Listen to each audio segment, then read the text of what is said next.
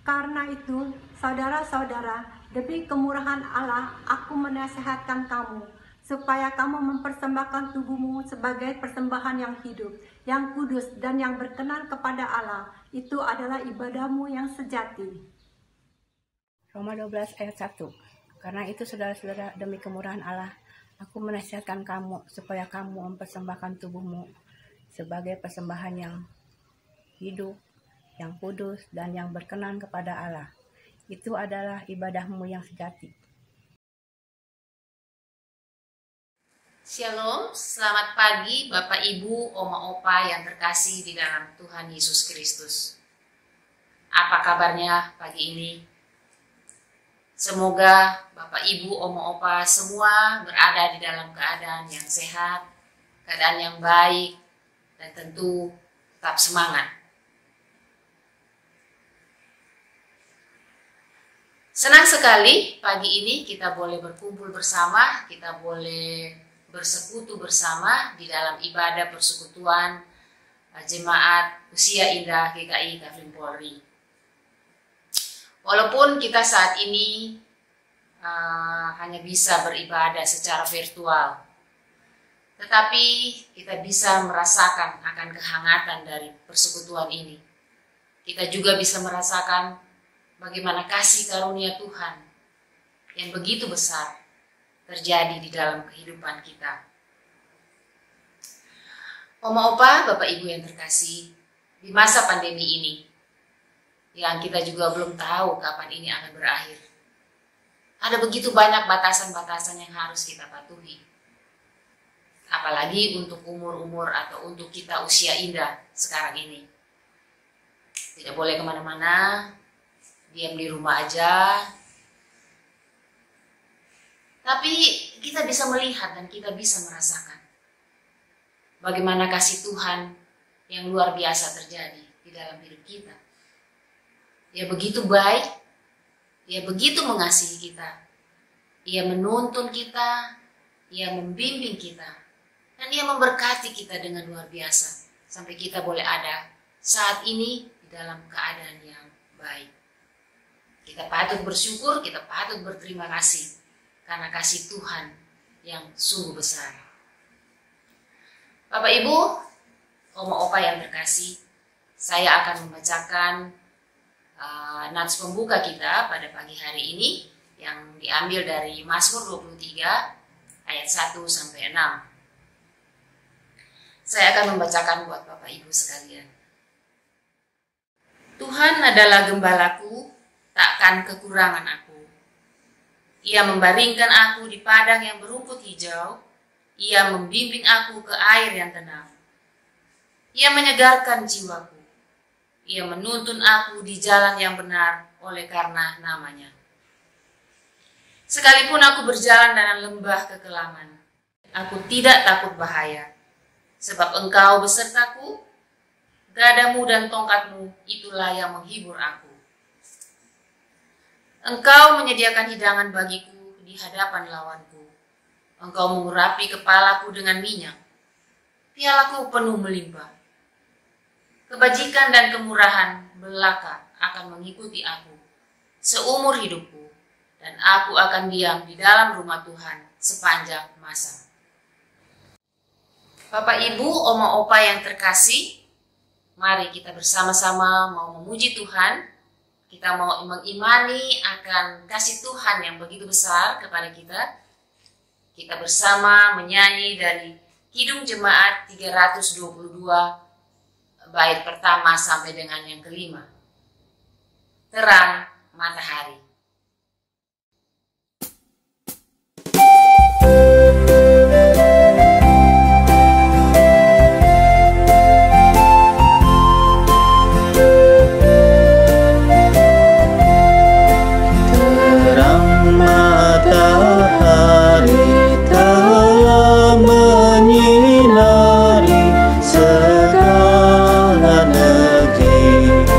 Dan gunung dan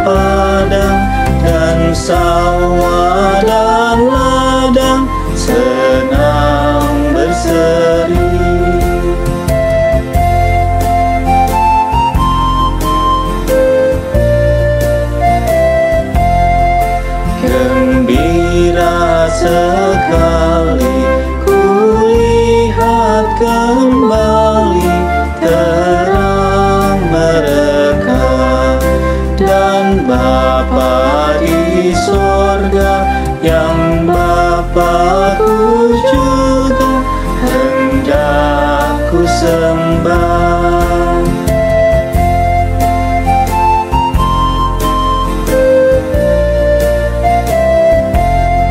Syukur bagi Dia, Gembala setia yang jaga tetap.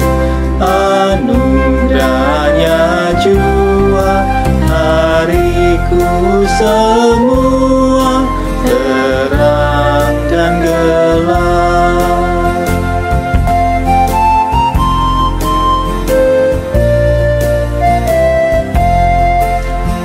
Tenaga dan kuat, kerja yang ku buat, kepunyaannya.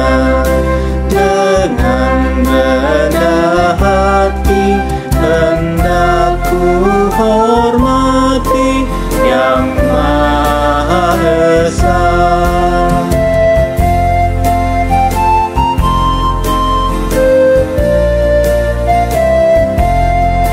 Sehari-harian besar pemberian kemurahan-Mu, ya Tuhan, kiranya ku ingat selamanya kewajibanku.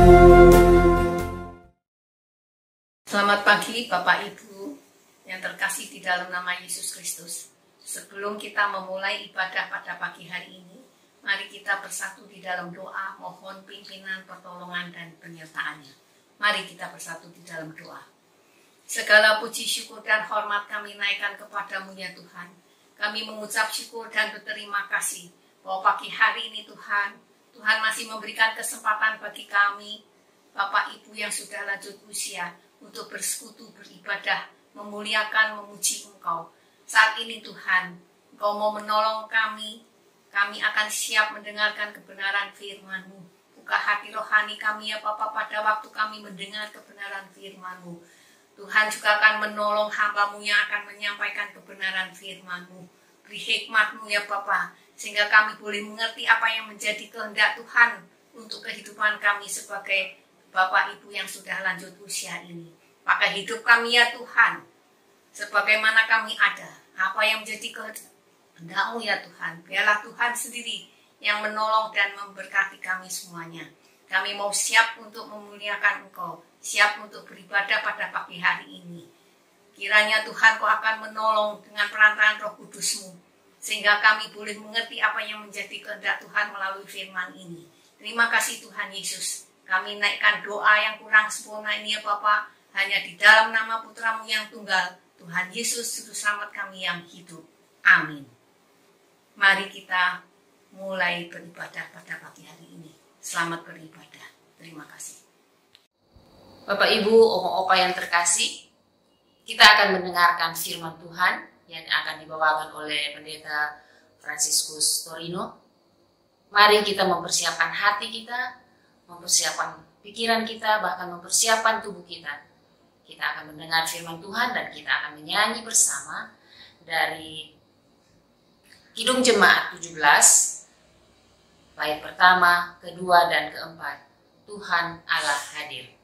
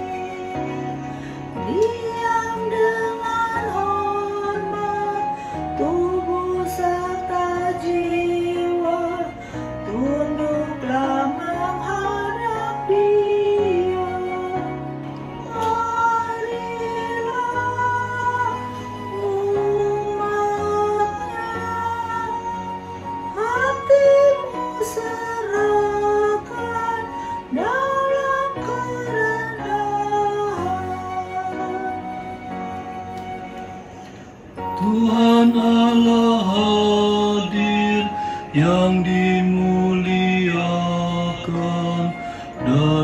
surga siang malam.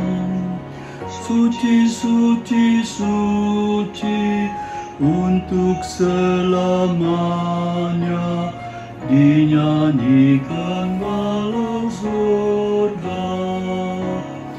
Ya Allah, terimalah pujian jemaat beserta malaikat.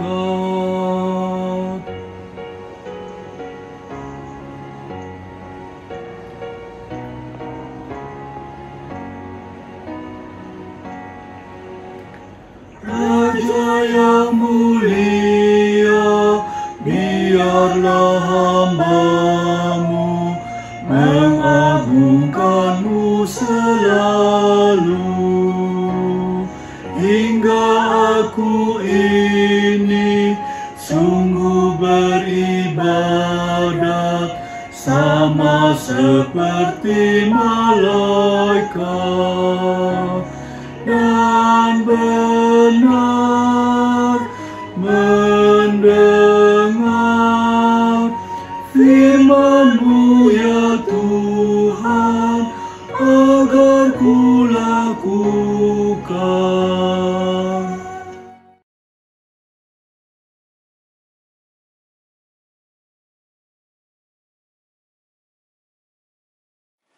Oma Opa yang dikasihi dalam Tuhan Yesus Kristus, mari sebelum kita merenungkan firman Tuhan, kita berdoa.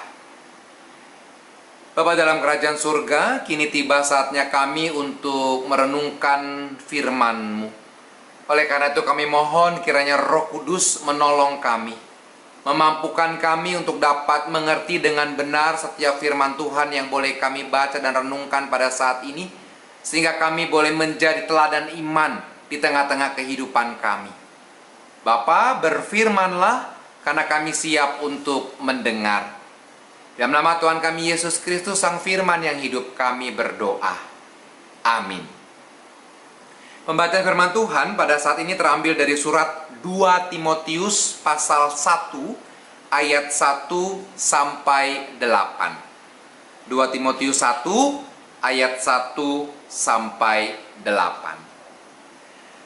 Dari Paulus, Rasul Kristus Yesus oleh kehendak Allah untuk memberitakan janji tentang hidup dalam Kristus Yesus kepada Timotius, anakku yang kekasih, kasih karunia, rahmat dan damai sejahtera dari Allah Bapa dan Kristus Yesus Tuhan kita menyertai engkau. Aku mengucap syukur kepada Allah yang kulayani dengan hati nurani yang murni seperti yang dilakukan nenek moyangku, dan selalu aku mengingat engkau dalam permohonanku, baik siang maupun malam. Dan apabila aku terkenang akan air matamu yang kau curahkan, aku ingin melihat engkau kembali supaya penuhlah kesukaanku. Sebab aku teringat akan imanmu yang tulus ikhlas, yaitu iman yang pertama-tama hidup di dalam nenekmu Lois dan di dalam ibumu Eunike, dan yang aku yakin hidup juga di dalam dirimu. Karena itulah kuperingatkan engkau untuk mengobarkan karunia Allah yang ada padamu oleh penumpangan tanganku atasmu. Sebab Allah memberikan kepada kita bukan roh ketakutan, melainkan roh yang membangkitkan kekuatan, kasih, dan ketertiban. Jadi janganlah malu bersaksi tentang Tuhan kita, dan janganlah malu karena aku seorang hukuman karena Dia. Melainkan ikutlah menderita bagi Injilnya oleh kekuatan Allah. Demikianlah firman Tuhan yang berbagai setiap kita mendengar, yang memelihara dan juga yang melakukan dalam hidup sehari-hari. Oma Opa, Bapak Ibu yang dikasih dalam Tuhan Yesus Kristus, izinkan saya untuk bertanya. Kalau bagi Oma Opa, Bapak Ibu, lebih suka sesuatu yang biasa-biasa saja atau sesuatu yang luar biasa? Mana yang lebih disuka? Hal-hal yang biasa atau hal-hal yang luar biasa? Coba dipikirkan sejenak. Menurut seorang psikolog, manusia itu punya kecenderungan untuk menyukai hal-hal yang luar biasa ketimbang hal-hal yang biasa. Kenapa demikian? Karena sesuatu yang biasa seringkali dimaknai sebagai sesuatu yang umum, sebagai sesuatu yang sehari-hari yang dianggap tidak penting dan tidak menarik. Kenapa? Ya karena sudah biasa, ya kan? Sebaliknya, hal-hal yang luar biasa, hal-hal yang spektakuler, itu lebih menarik perhatian manusia. Itu lebih membuat orang memfokuskan perhatiannya kepada hal-hal yang luar biasa. Saya kasih contoh. Kalau misalnya oma opa, bapak ibu ditanya, apa kabar? Jawabannya apa? Biasanya orang menjawab, luar biasa. Gitu ya. Tentu nggak salah kok menjawab luar biasa saat ditanya apa kabar. Ini justru mengindikasikan bahwa memang manusia itu lebih menyukai hal-hal yang luar biasa ketimbang hal-hal yang biasa. Tetapi oma opa bapak ibu, sadarkah kita bahwa ternyata tidak selamanya hal-hal yang luar biasa itu baik? Saya kasih 2 contoh saja. Misalnya yang pertama, matahari itu biasanya kan terbit setiap hari di mana? Di timur. Ya. Coba bayangkan kalau matahari itu kemudian dia luar biasa. Dia tidak terbit di timur, tetapi terbitnya suka-suka. Kadang di barat, kadang di utara, kadang di selatan. Kira-kira apa yang terjadi? Yang terjadi ya kekacauan, ya. Atau contoh yang kedua, misalnya detak jantung kita. Bagaimana jadinya kalau detak jantung kita berdetaknya luar biasa? Kadang cepat, kadang lambat gitu ya. Apa yang terjadi? Kita pasti akan mengalami gangguan kesehatan. Itu hanya contoh sederhana bahwa ternyata hal-hal yang luar biasa itu nggak selamanya selalu baik.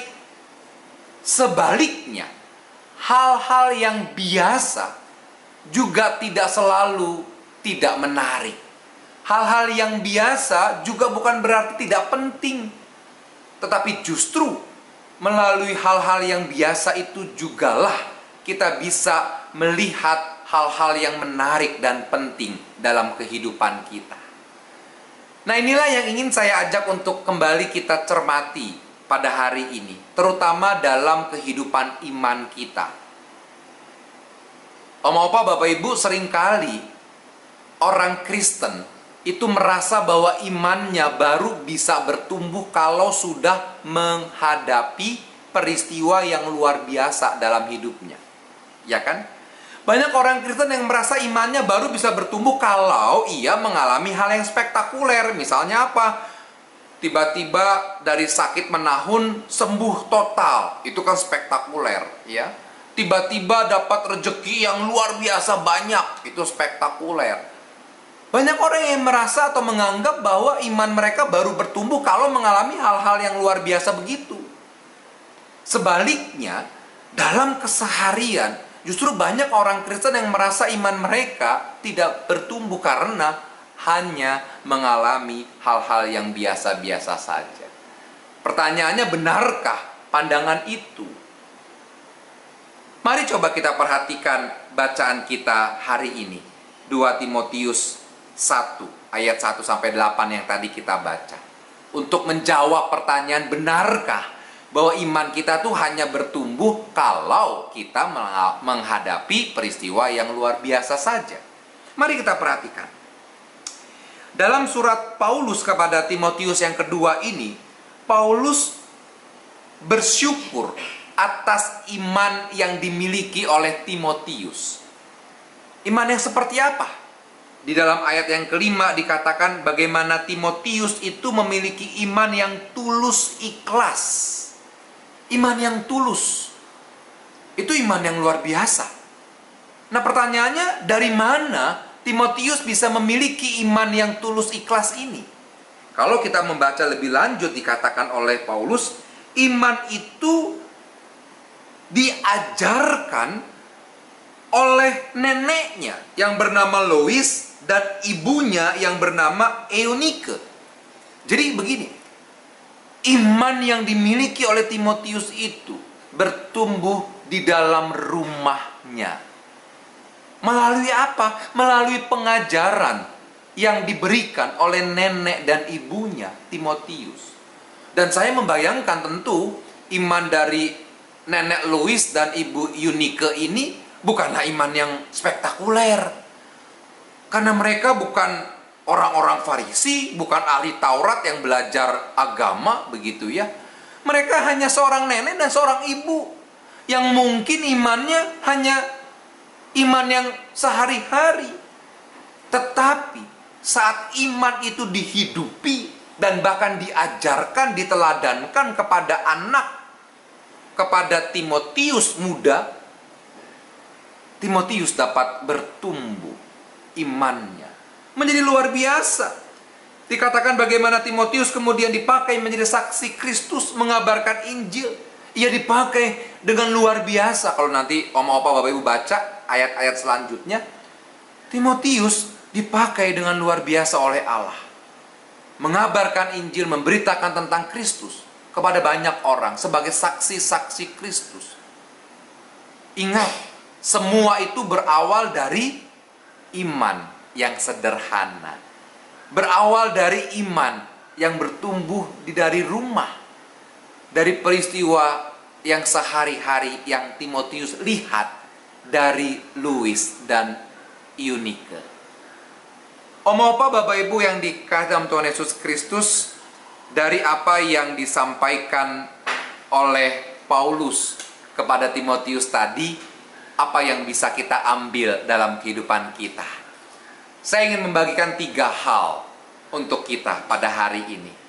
Yang pertama, Oma Opa Bapak Ibu sekalian, saya ingin kembali mengingatkan kita bahwa iman kita dapat bertumbuh bukan hanya melalui peristiwa-peristiwa yang luar biasa saja. Bukan hanya melalui itu. Tetapi iman kita juga bisa bertumbuh melalui peristiwa yang biasa, melalui peristiwa yang sederhana, dan juga melalui peristiwa yang sehari-hari. Justru iman kita itu bertumbuh pada saat kita melakukan aktivitas kita sehari-hari. Kalau Oma Opa di rumah suka menyiram bunga, menyiram tanaman, di situ iman Oma Opa bisa bertumbuh saat menyiram tanaman. Kok bisa? Ya karena dengan begitu Oma Opa ingat inilah ciptaan Tuhan yang indah. Mengingat betapa Tuhan menciptakan segala sesuatu dengan begitu indahnya. Atau pada saat Oma Opa membersihkan rumah, membereskan rumah, mencuci piring, memasak, berbaring, duduk, itu juga merupakan kesempatan kita untuk merasakan perjumpaan dengan Tuhan. Dan disitulah iman kita semakin kuat, karena kita tahu bahwa Allah tidak pernah meninggalkan kita. Kita tahu bahwa Allah selalu hadir, dekat dengan kita. Nah, oleh karena itu, melalui peristiwa yang sederhana itu, peristiwa yang sehari-hari itu, kita tetap dapat bertumbuh iman kita semakin dekat kepada Tuhan, ya. Nah, oleh karena itu, yuk mari rasakan kehadiran Tuhan. Mari rasakan perjumpaan itu melalui hal-hal yang sederhana, sehari-hari, yang biasa. Tapi disitulah Tuhan menyertai dan disitulah iman kita terus bertumbuh. Itu yang pertama. Yang kedua, saya ingin mengatakan bahwa iman itu harus dihidupi dan dilatih dalam keseharian. Ya, harus dilatih dalam keseharian. Seorang teolog dari Amerika Serikat bernama David Luz, dia mengatakan bahwa iman itu seperti otot. Tahu ototnya, otot tangan, otot kaki, di mana otot itu harus selalu dilatih.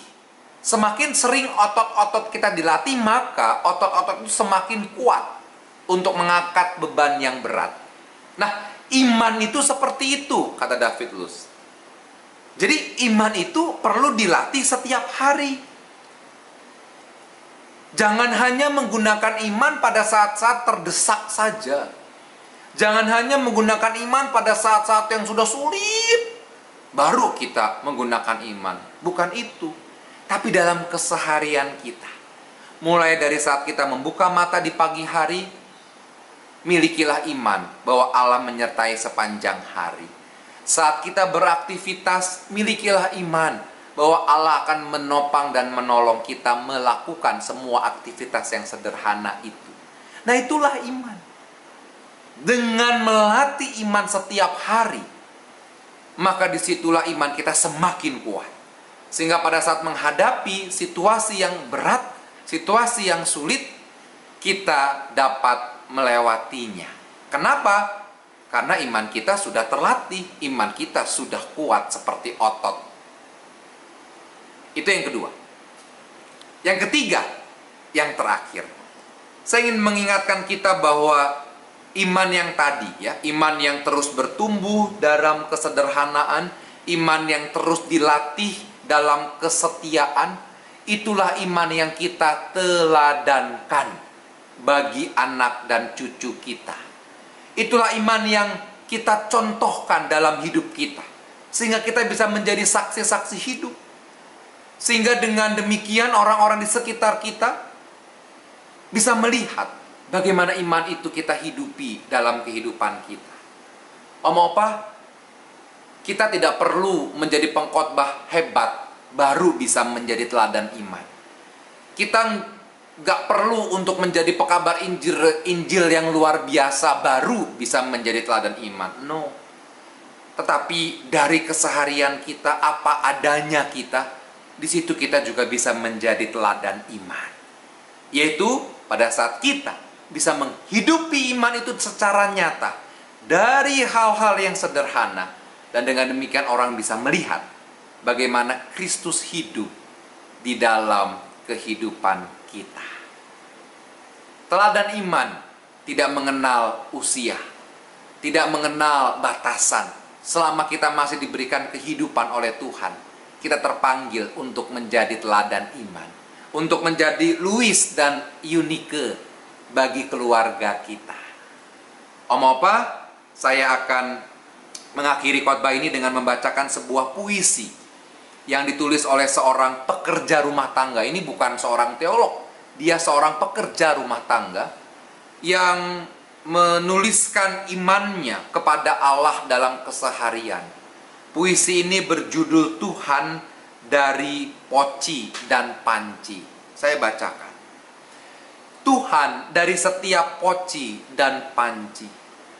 Aku tidak punya cukup waktu, bukan pula seorang ahli untuk menjadi anakmu dengan mengerjakan yang suci-suci. Tetapi jadikanlah aku anakmu melalui makanan yang kusaji. Jadikanlah aku anakmu melalui piring-piring yang kucuci. Hangatkanlah dapur ini dengan kasih-Mu. Terangilah dapur ini dengan sinar-Mu. Dan terimalah pekerjaanku yang sehari-hari ini, yang kukerjakan bagi Engkau sendiri. Opa, Bapak, Ibu, puisi singkat dan sederhana ini menggambarkan bahwa menjadi teladan iman mulai dari keseharian dan kesederhanaan. Si penulis puisi ini tidak bisa melakukan pekerjaan yang besar. Dia hanya mencuci, memasak di dapur. Tapi dia ingin melalui karyanya yang sederhana itu, yang biasa-biasa saja itu, dia dapat tetap dipakai menjadi teladan iman untuk kemuliaan nama Tuhan. Selamat menghidupi iman sehari-hari. Selamat menjadi teladan iman dalam keseharian kita. Tuhan memberkati dan memampukan kita. Amin. Ayat hafalan 2 Timotius 1 ayat 7. Sebab Allah memberikan kepada kita bukan roh ketakutan, melainkan roh yang membangkitkan kekuatan, kasih, dan ketertiban. Bapak, Ibu, Oma, Opa yang terkasih, biarlah firman yang kita dengar tadi boleh menjadi kekuatan buat kita dan boleh menjadi tuntunan di dalam kehidupan kita sehari-hari. Mari kita memuji Tuhan, Kita menyanyi bersama dari PKJ 282, Tuhan tolonglah bangunkan iman.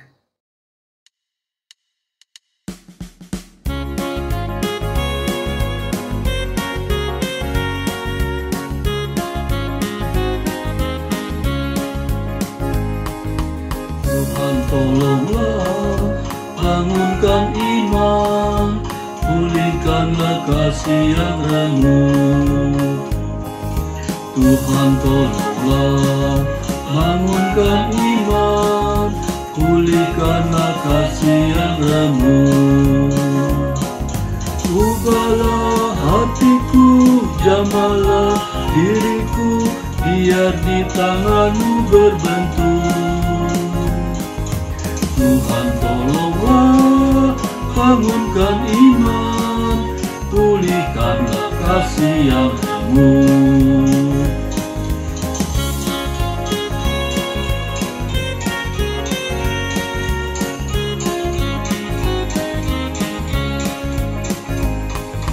Hati bersujud, jiwa menyembah, hidupku masyurkan kasih-Mu. Hati bersujud, jiwa menyembah, hidupku masyurkan kasih-Mu. Terimalah baktiku, layaklah diriku untuk kemuliaan nama-Mu. Hati bersujud, jiwa menyembah, hidupku masyurkan kasih-Mu.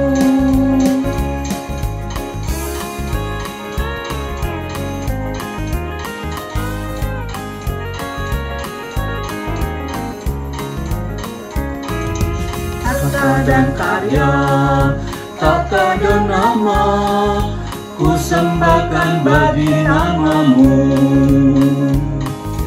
Harta dan karya, tata dan nama, ku sembahkan bagi nama-Mu. Terimalah ya Tuhan baktiku bagimu, dan berkati akta imanku. Harta dan karya, tata dan nama, ku sembahkan bagi nama-Mu.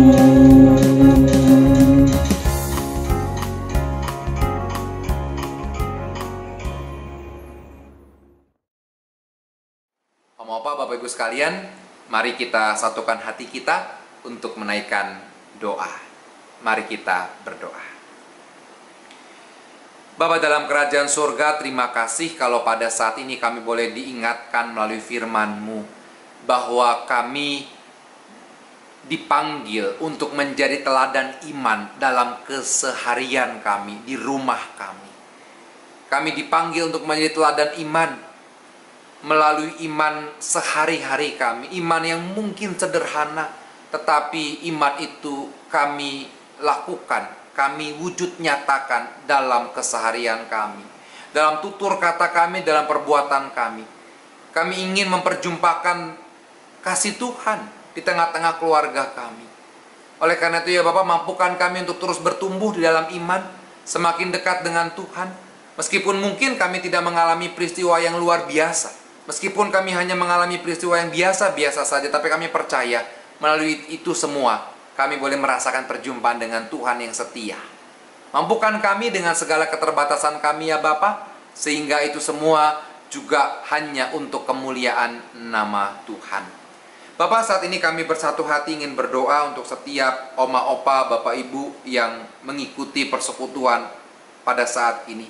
Dalam segala pergumulan hidup mereka, Tuhan menyertai, berikan kekuatan, sehingga iman mereka tetap bertumbuh meskipun di dalam pergumulan hidup mereka. Kami berdoa bagi mereka yang bergumul karena kelemahan tubuh, karena sakit penyakit. Kami teringat untuk Pak Teddy, untuk Pak Tumilisar, dan juga yang lain yang tidak kami sebutkan namanya satu persatu. Tuhan kiranya hadir di dalam kelemahan tubuh mereka. Berikanlah iman yang teguh, berikanlah pengharapan dan damai sejahtera-Mu, sehingga dalam melewati masa sakitnya ini mereka juga tetap dapat merasakan ada kasih Tuhan yang menyertai mereka. Berkati keluarga yang dengan setia merawat, menjaga, berikan juga sukacita di dalam Tuhan. Ya Bapa, kami berdoa juga untuk setiap pergumulan kami lainnya, Tuhan juga sertai. Berikan kami hati yang dipenuhi dengan sukacita dan ungkapan syukur, sehingga apapun keterbatasan kami, kelemahan kami tetap dapat bersyukur di dalam kasih Tuhan. Ya Bapa, saat ini kami juga ingin berdoa untuk saudara kami yang bersukacita karena berulang tahun pada bulan Mei dan Juni. Kami berdoa untuk Bapak Ali Hidayat, untuk Ibu Ruliati, untuk Bapak Sofyan Lipri, untuk Bapak Chandra Yakub, untuk Ibu Inawati Martanto, untuk Ibu Ani Layardi, Ibu Eti Wibowo, Ibu Teking Hong, Bapak Suwarno, Bapak Waluyo, dan Ibu Yuniati Gosali. Kami bersyukur Engkau telah menambahkan 1 tahun usia kepada mereka. Dan kami percaya di usia yang baru Engkau jugalah yang menyertai, menuntun, agar di usia yang baru mereka juga boleh tetap menjadi teladan iman di tengah-tengah keluarga mereka. Ya Bapak, kami berdoa untuk Komisi Usinda di GKI Kaving Polri. Tuhan berikan kesatuan hati bagi setiap pengurus, bagi setiap pelayan-pelayan Tuhan, sehingga melalui komisi ini iman Usinda boleh terus bertumbuh, boleh semakin dekat dengan Tuhan, boleh juga semakin kuat bersama dengan Tuhan. Berikanlah sukacita dalam pelayanan, berikanlah segala sesuatu yang diperlukan, terutama di tengah-tengah pandemi ini. Biarlah pandemi tidak menghalangi pelayanan Komisi Usinda di GKI Kaving Polri. Tuhan juga berkati untuk pelayanan yang lainnya, sehingga gerejamu di GKI Kaving Polri boleh menjadi berkat bagi banyak orang. Ya Bapa, kami serahkan kehidupan kami selanjutnya hanya ke dalam tangan kuasa-Mu. Kami ingin mempercayakan semua keberadaan kami ke dalam tangan kasih Tuhan, dan pakai kami menjadi alat di tangan-Mu untuk menjadi teladan iman. Dan sebentar kami akan berpisah melalui persekutuan ini, dan kami akan melanjutkan aktivitas kami. Kiranya kasih karunia, damai sejahtera yang berasal dari Allah Bapa dan dari Tuhan Yesus Kristus dan dari persekutuan Roh Kudus senantiasa menaungi kehidupan kami sekalian dari sekarang ini sampai selama-lamanya. Amin.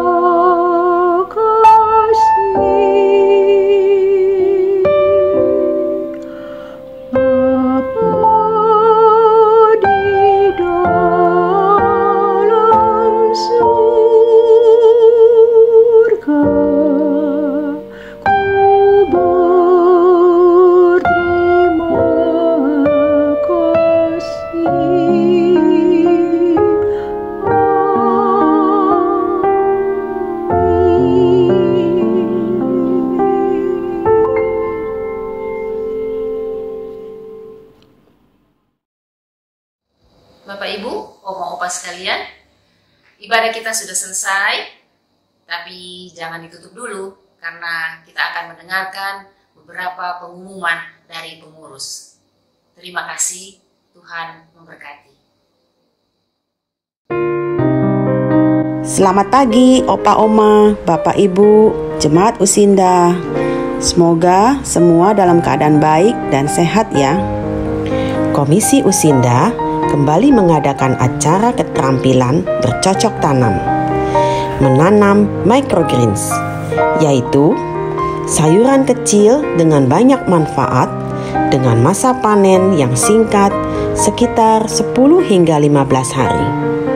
Sayuran ini dapat dijadikan bermacam-macam masakan, seperti sebagai campuran salad, sayur gado-gado, masakan berkuah, hingga di nasi goreng. Mari kita berkreasi dengan sayuran microgreens ini.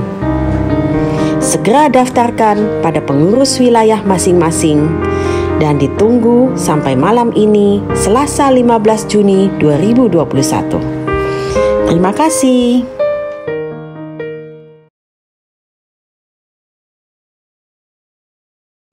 Ibu-ibu, ini jaheku. Mana jahemu?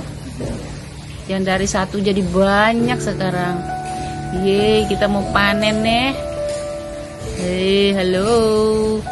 Mana dia? Hah? Ya, kok nggak ada ya? Masih kecil ya? Cabut aja coba terus. Mau lihat hasilnya. Udah jadi segede apa? Hah? Hah? Ih, masih kecil-kecil ya. Iya. Udah ada kecil-kecil sedikit, Nek.